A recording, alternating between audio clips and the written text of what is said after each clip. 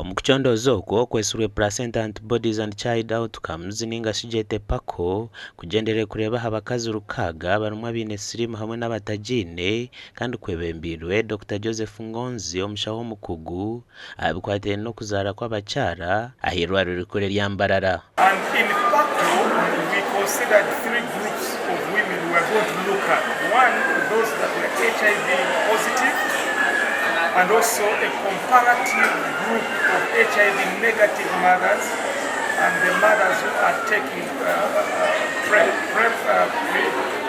exposure prophylaxis.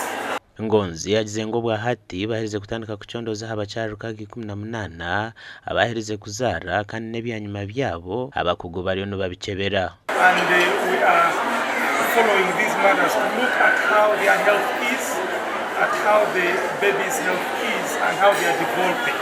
Meaning that the findings, what we do, the competencies we give our staff, our students, should be applied in the real world and to the Omuha abakyara utaenda kugamba amazina ge ninga kumoreka face ya TV okurwo muri Kanungu nagira ngo atwire nakakoko ka sirimu konka bashahwaba bakamuyamba okuzara omwana we atakwasurwe kakoko kandi obwa hati omwerere wa ine myaka 3.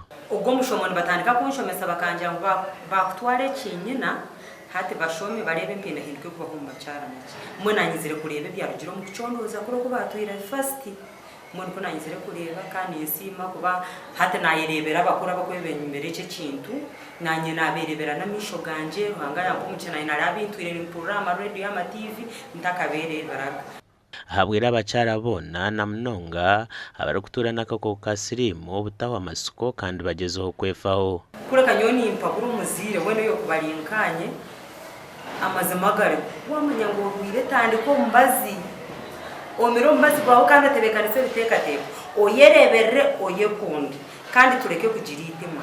Okuchondozo ko kwa Pako ni kushajuka ba National Institute of Health nekigenderwa cyo kutangira endwara izakubasa kubanizera bo mu cyanyuma okwataberera hakuzarwa.